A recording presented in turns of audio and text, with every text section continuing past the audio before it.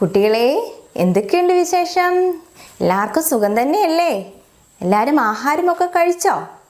എങ്കിൽ നമുക്ക് ഒരു കൊച്ചു കുട്ടിയുടെ കൂടെ കുറച്ച് സമയം ചിലവഴിക്കാം. ആ കൊച്ചുകുട്ടി ചുറ്റുപാടിൽ നിന്ന് എന്തൊക്കെ അനുഭവങ്ങളാണ് കിട്ടുന്നതെന്ന് നമുക്ക് നോക്കാം. അതിന് എന്തൊക്കെ അവയവങ്ങളാണ് അവൻ ഉപയോഗിച്ചതെന്നും നമുക്ക് നോക്കാം.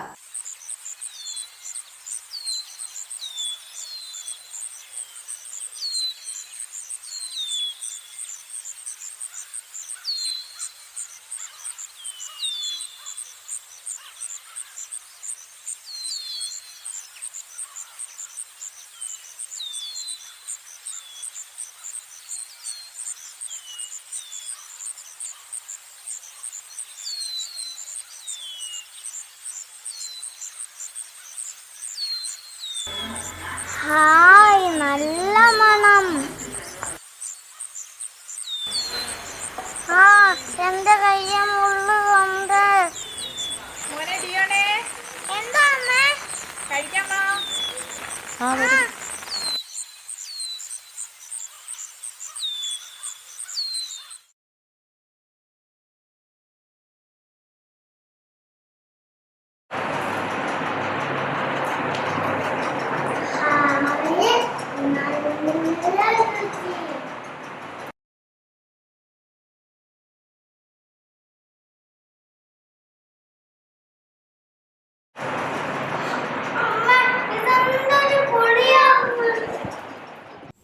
എല്ലാവർക്കും വീഡിയോ ഇഷ്ടമായോ? എന്താണ് ആ വീഡിയോയിൽ കണ്ടത്? ഒരു കൊച്ചു കുട്ടിയെ കണ്ടല്ലേ? കൊച്ചുകുട്ടി പൂന്തോട്ടത്തിലൂടെ നടന്നു വന്നപ്പം എന്താണ് കണ്ടത്? കുറേ റോസാപ്പൂക്കൾ കണ്ടു അല്ലേ? പിന്നെന്ത് കണ്ടു?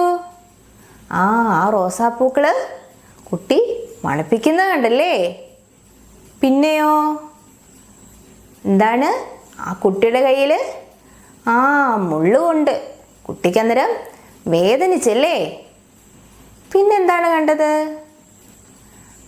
കുട്ടിയുടെ അമ്മ കുട്ടിയെ ആഹാരം കഴിക്കാൻ വിളിച്ചല്ലേ? ആഹാരം കഴിക്കാൻ വിളിച്ച് കുട്ടി ആഹാരം കഴിച്ചപ്പോൾ എന്താണ് പറഞ്ഞത്? നല്ല രുചിയാന്ന് പറഞ്ഞ് കുട്ടി ആഹാരം കഴിച്ചു.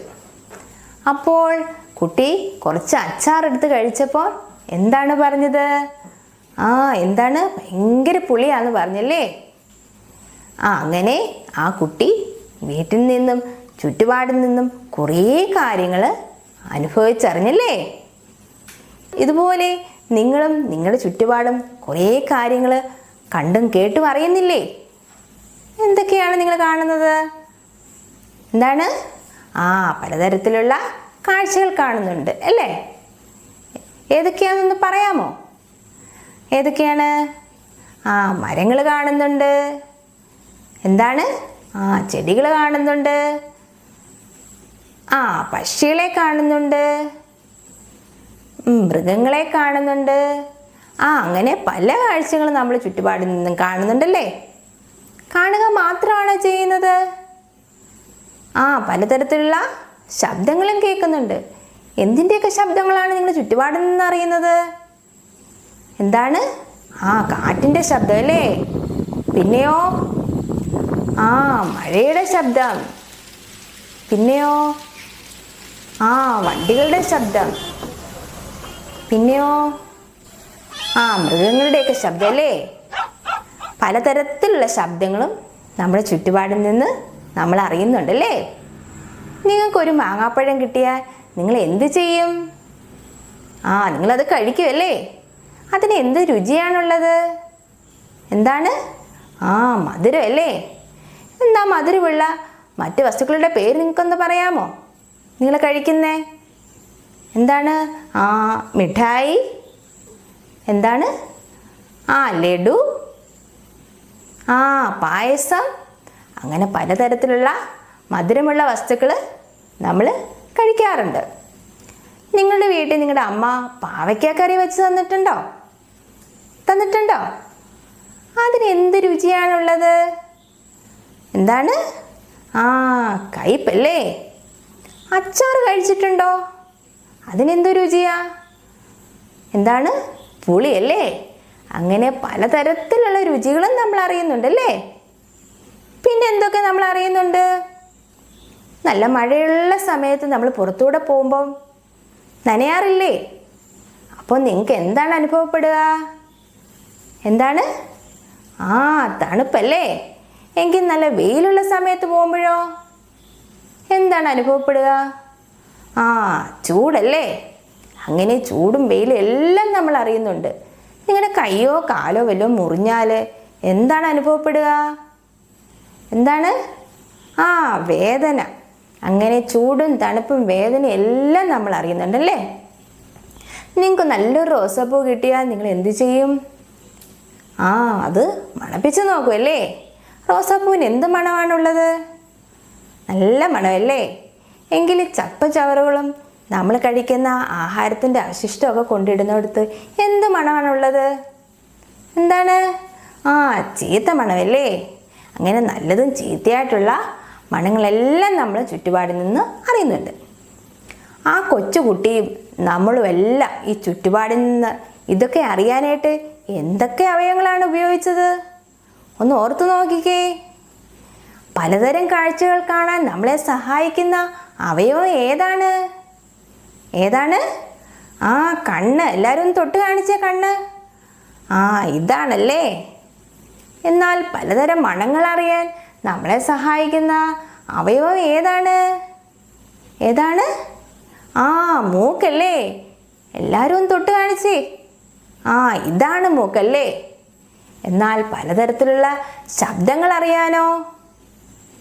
എന്താണ്? ചെവി. എല്ലാവരും ചെവിയും തൊട്ട് കാണിച്ചേ. ഇതാണ് ചെവി അല്ലേ. എങ്കിൽ പലതരത്തിലുള്ള രുചികൾ അറിയാനോ? മിടുക്കി. നാക്കല്ലേ. നാക്കെല്ലാവരും ഒന്ന് കാണിച്ചേ. ഇതാണ് നാക്കല്ലേ. എങ്കിൽ ചൂടും വെയിലും തണുപ്പും ഒക്കെ അറിയാൻ നമ്മളെ സഹായിക്കുന്ന അവയവം ഏതാണ്? നമ്മുടെ ശരീരത്തിലെ തൊലി അല്ലേ. തൊലി എല്ലാവരും ഒന്ന് തൊട്ട് കാണിച്ചേ. ഈ കൈകളിൽ മാത്രമല്ല, നമ്മുടെ ശരീരത്തെല്ലാം തൊലികളുണ്ടല്ലേ. അങ്ങനെ നമ്മുടെ ചുറ്റുപാട് നടക്കുന്ന കാര്യങ്ങൾ അറിയാൻ നമ്മളെ സഹായിക്കുന്ന കൊച്ചുകുട്ടിയെ സഹായിച്ച അവയവങ്ങളാണ് കണ്ണ്, ചെവി, മൂക്ക്, നാക്ക്, ത്വക്ക്. ത്വക്കല്ലെങ്കിൽ തൊലി അല്ലേ. ചുറ്റുപാടിൽ നിന്നറിയുന്ന, ചുറ്റുപാടിൽ നടക്കുന്ന കാര്യങ്ങളറിയാൻ നമ്മളെ സഹായിച്ച ഈ അവയവങ്ങളെ എല്ലാം നമ്മളൊരു പേര് പറയും. എന്താന്ന് പറയട്ടെ? ജ്ഞാനേന്ദ്രിയങ്ങൾ. എന്താണ്? ഒന്ന് പറഞ്ഞേ. ജ്ഞാനേന്ദ്രിയങ്ങൾ. ഇതിന് വേറൊരു പേര് പറയും. എന്താണെന്ന് വെച്ചാൽ കണ്ണ്, മൂക്ക്, നാക്ക്, ത്വക്ക്, ചെവി. ഈ 5 അവയവങ്ങൾക്ക് കൂടി നമ്മൾ പഞ്ചേന്ദ്രിയം എന്നും പറയും. എന്താണ്? പഞ്ചേന്ദ്രിയം എന്നും ജ്ഞാനേന്ദ്രിയം എന്നും പറയും, പഞ്ചേന്ദ്രിയം എന്നും പറയും. എങ്കിൽ ജ്ഞാനേന്ദ്രിയങ്ങളുടെ പേര് അല്ലെങ്കിൽ പഞ്ചേന്ദ്രിയങ്ങളുടെ പേര് എല്ലാവരും ഒന്ന് ബുക്കിൽ എഴുതിക്കേ. ജ്ഞാനേന്ദ്രിയങ്ങൾ അഥവാ പഞ്ചേന്ദ്രിയങ്ങൾ: കണ്ണ്, മൂക്ക്, ചെവി, നാക്ക്, ത്വക്ക്. ഇത് കണ്ടോ? എല്ലാവരും ഇത് കണ്ടോ? ഇത് പഞ്ചേന്ദ്രിയങ്ങൾ അല്ലെങ്കിൽ ജ്ഞാനേന്ദ്രിയങ്ങളുടെ ചിത്രങ്ങളാണ്. ഇതെന്താണ്? കണ്ണ്. ഇതോ? ചെവി. ഇതെന്താണ്? മൂക്ക്. ഇതോ? നാക്കല്ലേ. ഇതെന്താണ്? കയ്യിലെ തൊലി അല്ലെങ്കിൽ ത്വക്ക്. കണ്ടോ? ഇതെല്ലാവർക്കും ഇഷ്ടമായോ? എല്ലാവർക്കും ഇഷ്ടമായോ? ടീച്ചർ നിങ്ങൾക്ക് വേണ്ടി ഇത് ഉണ്ടാക്കിക്കൊണ്ട് വന്നതാണ്. എല്ലാവർക്കും ഇഷ്ടമായല്ലേ? താഴെ കൊടുത്തിട്ടുള്ള ചിത്രത്തിന് പേരെഴുതുക. ഉദാഹരണം: കണ്ണ്. ചുവടെ കൊടുത്തിരിക്കുന്ന ചിത്രങ്ങൾക്ക് അനുയോജ്യമായ പേരുകൾ വരച്ചു യോജിപ്പിക്കുക. ഉദാഹരണം: കണ്ണ്. ജ്ഞാനേന്ദ്രിയങ്ങളുടെ പദസൂര്യൻ തയ്യാറാക്കുക. ഉദാഹരണം: ത്വക്ക്. ആ കൊച്ചുകുട്ടിയുടെ വീഡിയോ എല്ലാവരും ഓർക്കുന്നുണ്ടോ? ആ കുട്ടി പൂ മണത്തപ്പോൾ എന്താണ് പറഞ്ഞത്? എന്താണ്? ഹായ്, നല്ല മണമെന്ന് പറഞ്ഞില്ലേ? നോക്കിക്കേ. പിന്നെയോ, കയ്യിൽ മുള്ളു കൊണ്ടപ്പോഴോ എന്തു പറ്റി? ആ കുട്ടി വേദനയാന്ന് പറഞ്ഞ് കരഞ്ഞല്ലേ? കുട്ടിയിലുണ്ടായ മാറ്റം നിങ്ങൾ ഓർക്കുന്നുണ്ടോ? നോക്കിക്കേ. പിന്നെയോ, കുട്ടിയുടെ അമ്മ കുട്ടിയെ വിളിച്ചു അല്ലേ? അപ്പോൾ കുട്ടി എന്തോ എന്ന് പറഞ്ഞ് തിരിഞ്ഞു നോക്കി അല്ലേ? ദേണ്ടേ നോക്കിക്കേ. പിന്നെയോ, ആ കുട്ടി അവിടെ പോയിരുന്ന് ആഹാരം കഴിച്ചു. നല്ല രുചിയോടുകൂടി ആഹാരം കഴിച്ചല്ലേ? നല്ല രുചിയാന്ന് പറഞ്ഞാൽ കഴിച്ചല്ലേ? നോക്കിക്കേ. പിന്നീടോ, ആ പുളി കഴിച്ചപ്പം കുട്ടി പറഞ്ഞു ഭയങ്കര പുളിയാന്ന് പറഞ്ഞല്ലേ? അപ്പോൾ കുട്ടിയിലുണ്ടായ മാറ്റം നിങ്ങളൊന്ന് നോക്കിക്കേ. കണ്ടോ? ആ പൂ മണത്തപ്പോഴും കയ്യിൽ മുള്ളു കൊണ്ടപ്പോഴും അമ്മയുടെ ശബ്ദം കേട്ടപ്പോഴും ആഹാരം രുചിച്ചപ്പോഴും കുട്ടി അതിനോടെല്ലാം പ്രതികരിച്ചത് കണ്ടില്ലേ? ആ ഈ കുട്ടിയിലുണ്ടായ ഈ മാറ്റത്തെ നമ്മൾ പ്രതികരണം എന്നാണ് പറയുന്നത്. എന്താണ്? പ്രതികരണം എന്നാണ് പറയുന്നത്. ഇങ്ങനെ പ്രതികരണങ്ങൾക്ക് കാരണമായ ഘടകങ്ങളെ നമ്മളൊരു പേര് വിളിക്കും. അതിനാണ് ഉദ്ദീപനമെന്ന് പറയുന്നത്. എന്താണ് ഉദ്ദീപനം? ഉദ്ദീപനം ജീവികളിൽ പ്രതികരണങ്ങൾക്ക് കാരണമാകുന്ന പ്രേരണകളെയാണ് ഉദ്ദീപനം എന്ന് പറയുന്നത്. പ്രതികരണങ്ങൾക്ക് കാരണമായ ഘടകങ്ങൾ ഏതൊക്കെയായിരുന്നു? ആ പൂ മണത്തത് മണം അല്ലേ? അല്ലെങ്കിൽ ഗന്ധം. കയ്യിൽ മുള്ളുകൊണ്ടത് സ്പർശം. അമ്മയുടെ വിളി കേട്ടത് ശബ്ദം. ആഹാരം രുചിച്ചത് രുചി. ഈ ഘടകങ്ങളെല്ലാം നമ്മൾ എന്താണ് പറയുക? ഉദ്ദീപനം എന്നാണ് പറയുക. മനുഷ്യരിൽ മാത്രമല്ല, മറ്റ് ജീവജാലങ്ങളിലും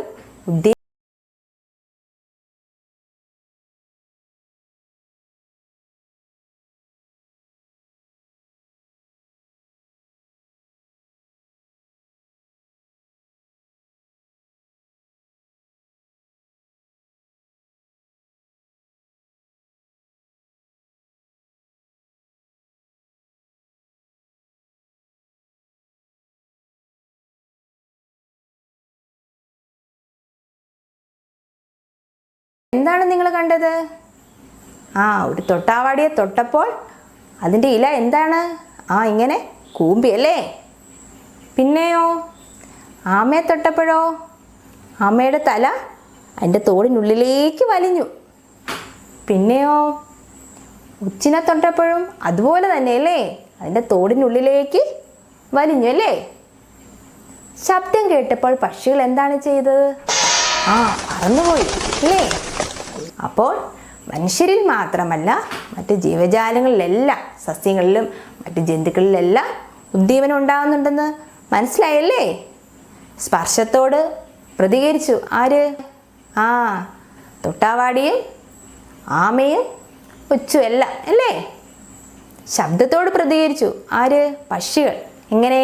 പറന്നുപോയി അല്ലേ? പ്രതികരിക്കാൻ കാരണമായ ഘടകങ്ങൾ ഏതൊക്കെയാണെന്നാണ് പറഞ്ഞത്? കാഴ്ച, ഗന്ധം, രുചി, സ്പർശം, ശബ്ദം. ഇവയെല്ലാം നമ്മൾ ചുറ്റുപാടിൽ നിന്നറിയുന്ന ഉദ്ദീപനങ്ങളല്ലേ?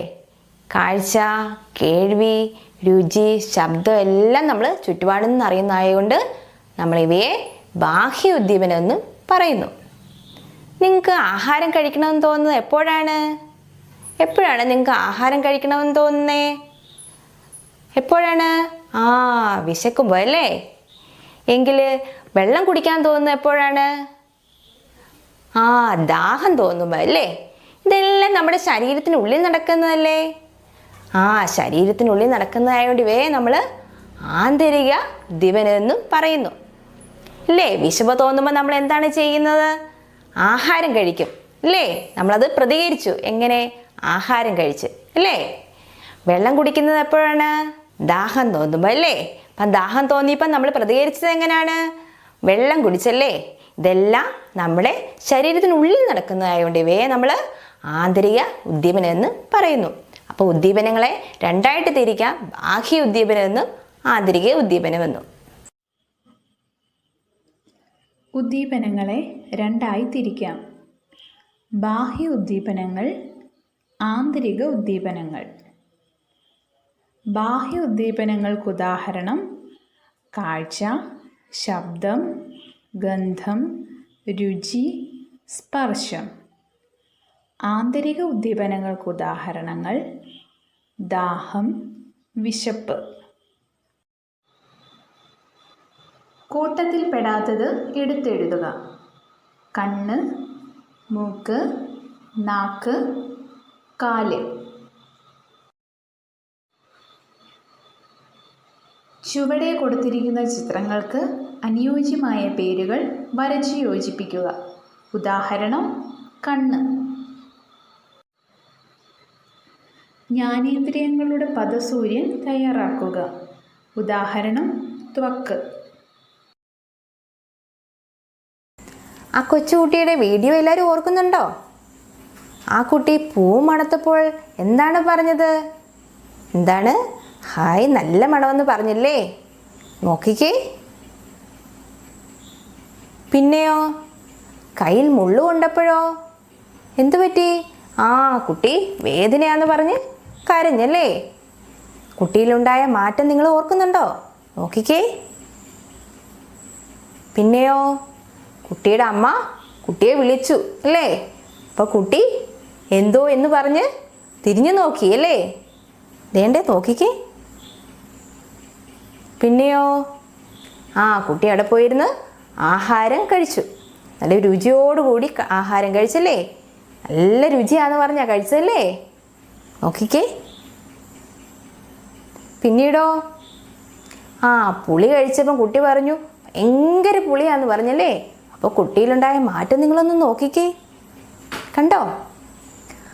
പൂ മണത്തപ്പോഴും കയ്യിൽ മുള്ളു കൊണ്ടപ്പോഴും അമ്മയുടെ ശബ്ദം കേട്ടപ്പോഴും ആഹാരം രുചിച്ചപ്പോഴും കുട്ടി അതിനോടെല്ലാം പ്രതികരിച്ചത് കണ്ടില്ലേ? ഈ കുട്ടിയിലുണ്ടായ ഈ മാറ്റത്തെ നമ്മൾ പ്രതികരണം എന്നാണ് പറയുന്നത്. എന്താണ്? പ്രതികരണം എന്നാണ് പറയുന്നത്. ഇങ്ങനെ പ്രതികരണങ്ങൾക്ക് കാരണമായ ഘടകങ്ങളെ നമ്മളൊരു പേര് വിളിക്കും. അതിനാണ് ഉദ്ദീപനമെന്ന് പറയുന്നത്.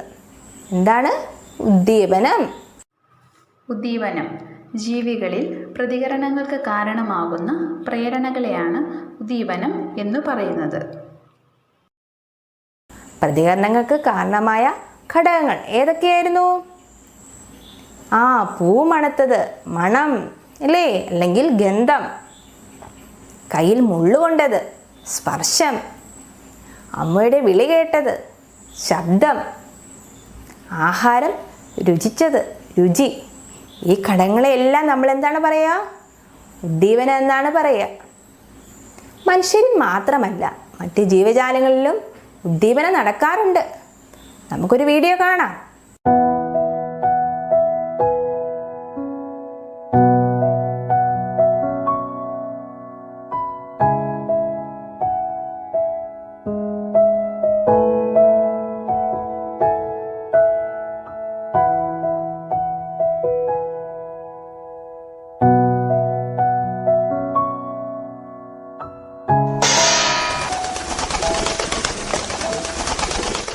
ഈ വീഡിയോയിൽ എന്താണ് നിങ്ങൾ കണ്ടത്?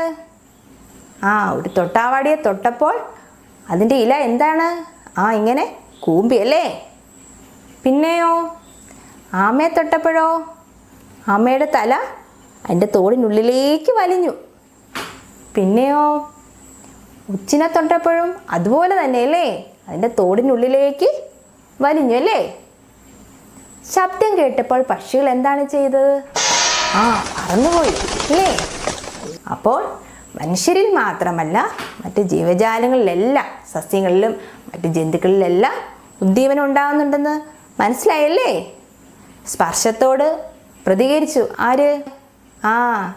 തൊട്ടാവാടിയും ആമയും ഒച്ചും എല്ലാം അല്ലേ ശബ്ദത്തോട് പ്രതികരിച്ചു. ആര്? പക്ഷികൾ. എങ്ങനെ? പറന്നുപോയി അല്ലേ? പ്രതികരിക്കാൻ കാരണമായ ഘടകങ്ങൾ ഏതൊക്കെയാണെന്നാണ് പറഞ്ഞത്? കാഴ്ച, ഗന്ധം, രുചി, സ്പർശം, ശബ്ദം. ഇവയെല്ലാം നമ്മൾ ചുറ്റുപാടിൽ നിന്നറിയുന്ന ഉദ്ദീപനങ്ങളല്ലേ? കാഴ്ച, കേൾവി, രുചി, ശബ്ദം എല്ലാം നമ്മൾ ചുറ്റുപാടിൽ നിന്ന് അറിയുന്നതായതുകൊണ്ട് നമ്മളിവയെ ബാഹ്യ ഉദ്ദീപനം എന്ന് പറയുന്നു. നിങ്ങൾക്ക് ആഹാരം കഴിക്കണമെന്ന് തോന്നുന്നത് എപ്പോഴാണ് നിങ്ങൾക്ക് ആഹാരം കഴിക്കണമെന്ന് തോന്നുന്നേ? എപ്പോഴാണ്? വിശക്കുമ്പോൾ അല്ലേ? എങ്കിൽ വെള്ളം കുടിക്കാൻ തോന്നുന്നത് എപ്പോഴാണ്? ദാഹം തോന്നുമ്പോൾ അല്ലേ? ഇതെല്ലാം നമ്മുടെ ശരീരത്തിനുള്ളിൽ നടക്കുന്നതല്ലേ? ശരീരത്തിനുള്ളിൽ നടക്കുന്നതായതുകൊണ്ട് ഇവയെ നമ്മൾ ആന്തരിക ഉദ്ദീപനം എന്നും പറയുന്നു അല്ലേ? വിശപ്പ് തോന്നുമ്പോൾ നമ്മൾ എന്താണ് ചെയ്യുന്നത്? ആഹാരം കഴിക്കും അല്ലേ? നമ്മളത് പ്രതികരിച്ചു. എങ്ങനെ? ആഹാരം കഴിച്ച് അല്ലേ? വെള്ളം കുടിക്കുന്നത് എപ്പോഴാണ്? ദാഹം തോന്നുമ്പോൾ അല്ലേ? അപ്പം ദാഹം തോന്നിയപ്പം നമ്മൾ പ്രതികരിച്ചത് എങ്ങനെയാണ്? വെള്ളം കുടിച്ചല്ലേ? ഇതെല്ലാം നമ്മുടെ ശരീരത്തിനുള്ളിൽ നടക്കുന്നതായതുകൊണ്ട് ഇവയെ നമ്മൾ ആന്തരിക ഉദ്ദീപനം എന്ന് പറയുന്നു. അപ്പോൾ ഉദ്ദീപനങ്ങളെ രണ്ടായിട്ട് തിരിക്കാം. ബാഹ്യ ഉദ്ദീപനം എന്നും ആന്തരിക ഉദ്ദീപനം എന്നും. ഉദ്ദീപനങ്ങളെ രണ്ടായി തിരിക്കാം. ബാഹ്യ ഉദ്ദീപനങ്ങൾ, ആന്തരിക ഉദ്ദീപനങ്ങൾ. ബാഹ്യ ഉദ്ദീപനങ്ങൾക്ക് ഉദാഹരണം കാഴ്ച, ശബ്ദം, ഗന്ധം, രുചി, സ്പർശം. ആന്തരിക ഉദ്ദീപനങ്ങൾക്ക് ഉദാഹരണങ്ങൾ ദാഹം, വിശപ്പ്. കൂട്ടത്തിൽ പെടാത്തത് എടുത്തെഴുതുക. കണ്ണ്, മൂക്ക്, നാക്ക്, കാല്. നിങ്ങളെ ഒരാൾ തൊട്ടുവെങ്കിൽ അല്ലെങ്കിൽ നിങ്ങളൊരു പൂവ് കണ്ടെങ്കിൽ അതെങ്ങനെയാണ് നിങ്ങൾ തിരിച്ചറിയുന്നത്? അത് പൂവാണ് അല്ലെങ്കിൽ നിങ്ങളെ ഒരാൾ തൊട്ടു എന്ന് നിങ്ങൾ എങ്ങനെ അത് തിരിച്ചറിയും? അതിന് നമ്മുടെ ശരീരത്തിൽ ഒരു സംവിധാനമുണ്ട്. അതാണ് ഗ്രാഹികളെന്ന് പറയുന്നത്. ഗ്രാഹികൾ എന്ന് പറയുന്ന ഒരു കോശം നമ്മുടെ ശരീരത്തുണ്ട്.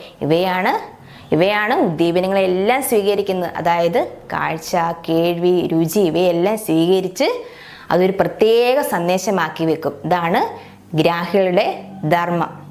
നമുക്ക് പഞ്ചേന്ദ്രിയങ്ങളിലെ ഗ്രാഹികളെ ഒന്ന് കണ്ടാലോ? കാണാം. മൂക്കിലെ ഗ്രാഹികൾ,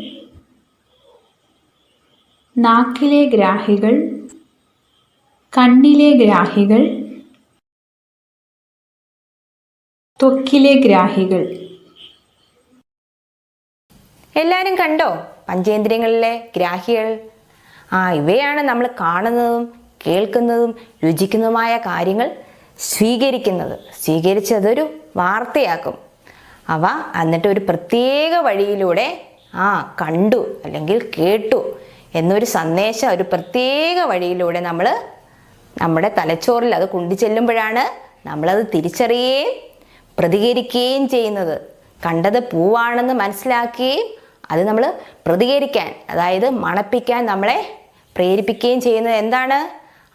തലച്ചോറാണ് അല്ലെങ്കിൽ മസ്തിഷ്കം.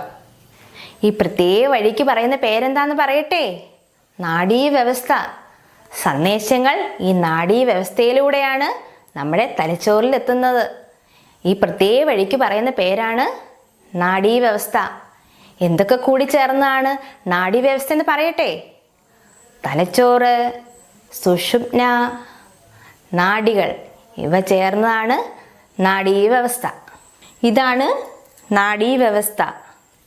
മസ്തിഷ്കവും സുഷുമ്നയും നാഡികളും ചേർന്നതാണ് നാഡീവ്യവസ്ഥ. നമുക്ക് നാഡീവ്യവസ്ഥയുടെ ഒരു വീഡിയോ കാണാം. നാഡീവ്യവസ്ഥ. നാഡീവ്യവസ്ഥയിലുള്ളത് തലച്ചോർ, സുഷുമ്ന, നാഡികൾ. നാഡീവ്യവസ്ഥ. നാഡികൾ, സുഷുമ്ന, തലച്ചോറ് ഇവ ചേർന്നതാണ് നാഡീവ്യവസ്ഥ. ഏതൊക്കെ ഭാഗങ്ങൾ കൂടി ചേർന്നാണ് നാഡീവ്യവസ്ഥ എന്ന് മനസ്സിലായില്ലേ? ഈ നാഡീവ്യവസ്ഥയാണ് നമ്മുടെ ശാരീരിക പ്രവർത്തനങ്ങളെല്ലാം നിയന്ത്രിക്കുന്നത്. ഈ നാഡീവ്യവസ്ഥയുടെ അടിസ്ഥാന ഘടകമാണ് നാഡീകോശം. ഈ നാഡീകോശങ്ങൾ കൊണ്ടാണ് നാഡീവ്യവസ്ഥ രൂപപ്പെട്ടിരിക്കുന്നത്. നാഡീവ്യവസ്ഥയുടെ അടിസ്ഥാന ഘടകമാണ് നാഡീകോശം. നാഡീവ്യവസ്ഥയിൽ ധാരാളം നാഡീകോശങ്ങളുണ്ട്. നമുക്കൊരു നാഡീകോശത്തിൻ്റെ മാതൃക കണ്ടാലോ? ഇതാണ് നാഡീകോശം. ഈ നാഡീകോശം കണ്ടിട്ട് എന്തിൻ്റെ ആകൃതി പോലാണ് തോന്നുന്നേ? ഒരു മരം പോലുണ്ടല്ലേ. ഇത് മരത്തിൻ്റെ ശാഖകൾ പോലല്ലേ. ഇത് മരത്തിൻ്റെ തടി പോലെ. ഇതോ മരത്തിൻ്റെ വേരുകൾ പോലല്ലേ. ഇങ്ങനെ ധാരാളം നാഡീകോശങ്ങൾ ചേർന്നാണ് നമ്മുടെ നാഡീവ്യവസ്ഥ. നമ്മളൊരു വസ്തുവിനെ കാണുമ്പോൾ, അല്ലെങ്കിൽ നമ്മളൊരു വസ്തുവിനെ തൊടുമ്പോൾ, അല്ലെങ്കിൽ നമ്മളെ ഒരു വസ്തു തൊടുമ്പോൾ ആ സന്ദേശം എങ്ങനെയാണ് തലച്ചോറിൽ ചെല്ലുന്നതെന്ന് നമുക്കൊന്ന് കാണാം. ആപ്പിൾ കാണുമ്പോൾ കണ്ണിൽ നിന്നും സന്ദേശം തലച്ചോറിലെത്തുകയും തിരിച്ച് സന്ദേശം പ്രതികരിക്കേണ്ട അവയവമായ കൈകളിലേക്ക് ചെല്ലുകയും ആപ്പിൾ പറിക്കുകയും ചെയ്യുന്നു. ബോൾ വന്ന് കാലിൽ മുട്ടുമ്പോൾ സന്ദേശം നാഡികളിലൂടെ സുഷുമ്ന വഴി തലച്ചോറിൽ ചെല്ലുകയും തിരിച്ച് സന്ദേശം കാലിൽ ചെല്ലുകയും പ്രതികരിക്കുകയും ചെയ്യുന്നു. എല്ലാവരും കണ്ടോ? എന്താണ് കണ്ടത്? ഒരു മനുഷ്യൻ ഒരു ആപ്പിൾ കണ്ടല്ലേ. ഒരു മരത്തിൽ നിൽക്കുന്ന ആപ്പിൾ കണ്ട്. കണ്ടപ്പോൾ ആ സന്ദേശം തലച്ചോറിലേക്ക് പോയ കണ്ടോ? കണ്ണിൽ നിന്നും കണ്ടോ? തലച്ചോറിൽ എത്തുമ്പോഴാണ് അത് പ്രതികരിക്കാനുള്ള സന്ദേശം കൈകളിലേക്ക് വിടുന്നത്. പിന്നെന്താണ് കണ്ടത്? ഒരു ബോള് കാലിൽ വന്ന് മുട്ടിയപ്പോൾ അതിൻ്റെ സന്ദേശം പോയത് കണ്ടോ? നാഡികൾ വഴി, സുഷുമ്ന വഴി തലച്ചോറിൽ ചെല്ലുന്നത് നിങ്ങൾ കണ്ടോ? തിരിച്ച് അത് പ്രതികരിക്കാനുള്ള സന്ദേശം അതുപോലെ തന്നെ സുഷുമ്ന വഴി കാലിലെ നാഡികളിലേക്ക് ചെന്നപ്പോഴാണ് കാലുകൊണ്ട് തട്ടിയത്. ഇങ്ങനെയാണ് നാഡീവ്യവസ്ഥയിൽ നാഡീകോശങ്ങളിലൂടെ സന്ദേശങ്ങൾ നമ്മുടെ തലച്ചോറിൽ ചെല്ലുന്നത്. നമ്മൾ കാണുന്നത്, നമ്മൾ ഗന്ധമറിയുന്നത്, കേൾക്കുന്നത്, രുചിക്കുന്നത്, സ്പർശിക്കുന്നത്, ഇവ എല്ലാം ഗ്രാഹികൾ സ്വീകരിക്കുകയും ഈ നാഡീകോശങ്ങൾ വഴി നമ്മുടെ തലച്ചോറിൽ എത്തുകയും ചെയ്യുന്നു. ഇങ്ങനെ ധാരാളം നാഡീകോശങ്ങൾ ഇങ്ങനെ ചേർന്നാണ് കിടക്കുന്നത്. ഈ ഒരു നാഡീകോശത്തിൽ നിന്നും അടുത്ത നാഡീകോശത്തിലേക്ക് അങ്ങനെ സന്ദേശങ്ങൾ നമ്മുടെ തലച്ചോറിൽ ചെല്ലുമ്പോഴാണ് നമ്മൾ കാണുന്നതല്ല കേൾക്കുന്ന ഈ ഉദ്ദീപനങ്ങളെല്ലാം നമ്മൾ തിരിച്ചറിയുന്നതും പ്രതികരിക്കുന്നതും. നിങ്ങൾക്കെല്ലാവർക്കും പാട്ട് ഇഷ്ടമാണോ? എങ്കിൽ ടീച്ചർ ഈ നാഡീകോശത്തിൻ്റെ ഭാഗങ്ങൾ ഒരു പാട്ടിലൂടെ പരിചയപ്പെടുത്താം കേട്ടോ. ഈ കാണുന്നതാണ് കോശശരീരം, ഈ കാണുന്നതാണ് കോശശരീരം, കോശശരീരത്തിൽ വട്ടത്തിൽ കാണുന്ന, കോശശരീരത്തിൽ വട്ടത്തിൽ കാണുന്ന ഭാഗം ഏതാണ്? കോശശരീരത്തിൽ വട്ടത്തിൽ കാണുന്ന ഭാഗം മർമ്മമാണ്, ഭാഗം മർമ്മമാണ്.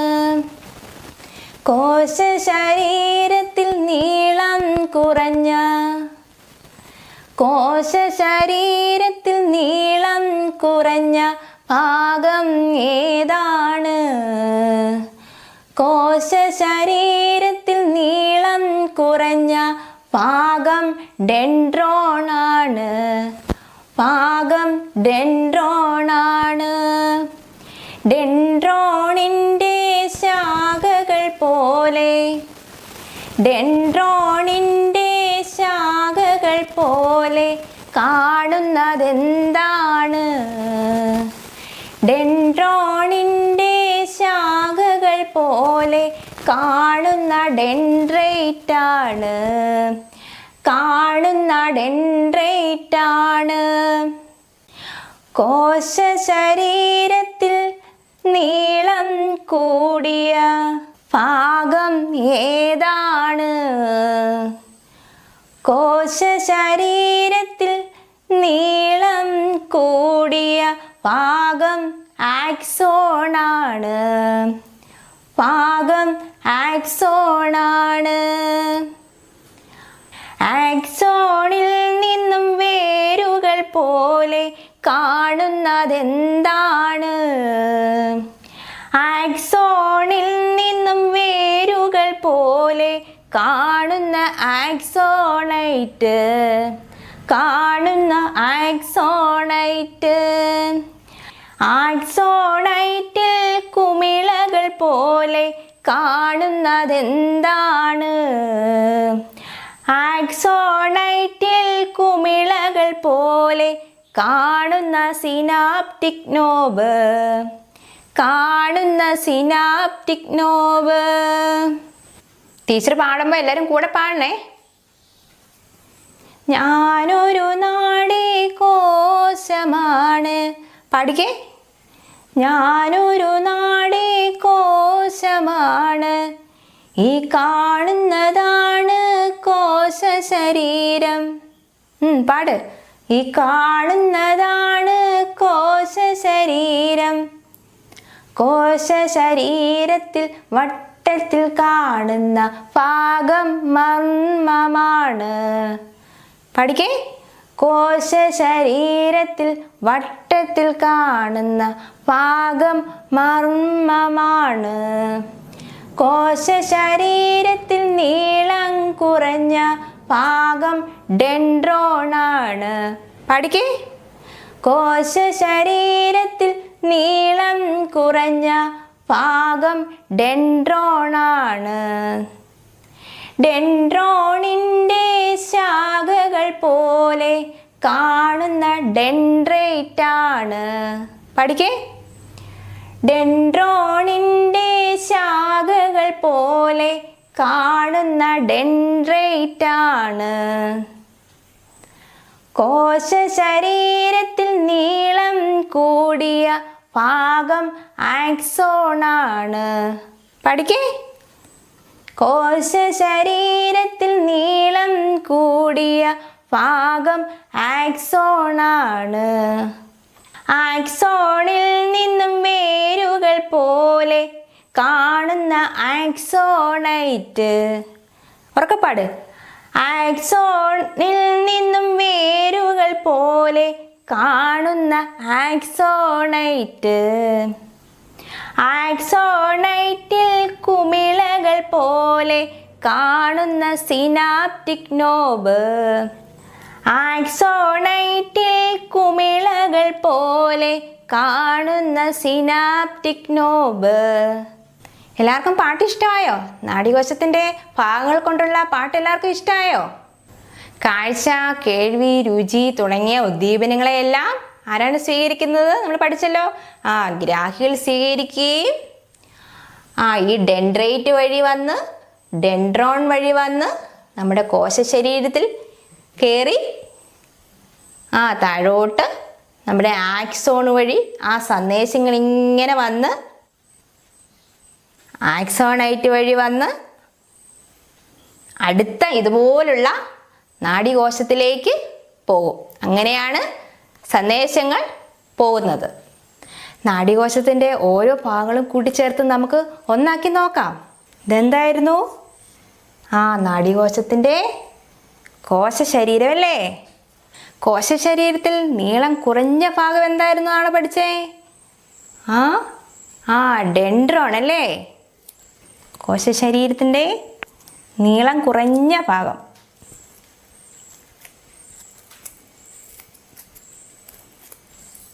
നീളം കുറഞ്ഞ ഭാഗമാണ് ഡെൻഡ്രോൺ.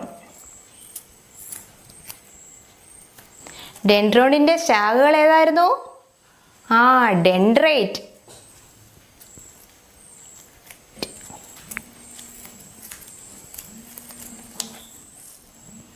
കോശശരീരം, dendron, dendrite. കോശശരീരത്തിൽ വട്ടത്തിൽ കാണുന്ന ഭാഗം ഏതാണ്? മർമ്മം. കോശശരീരത്തിൽ വട്ടത്തിൽ കാണപ്പെടുന്ന ഭാഗമാണ് മർമ്മം. കോശശരീരത്തിൽ നീളം കൂടിയ ഭാഗം ഏതായിരുന്നു? ആക്സോൺ.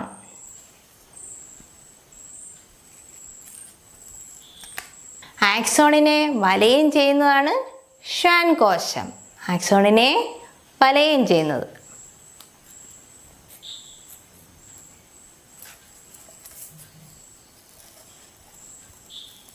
ആക്സോണിൽ നിന്നും വേരുകൾ പോലെ കാണപ്പെടുന്ന ഭാഗമാണ് ആക്സോണൈറ്റ്.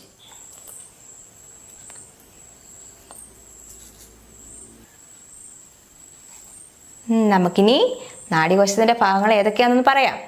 കോശശരീരം, മർമ്മം, ഡെൻഡ്രോ, ഡെൻഡ്രൈറ്റ്, ആക്സോൺ, ഷ്വാൻ കോശം, ആക്സോണൈറ്റ്, സിനാപ്റ്റിക് നോബ്.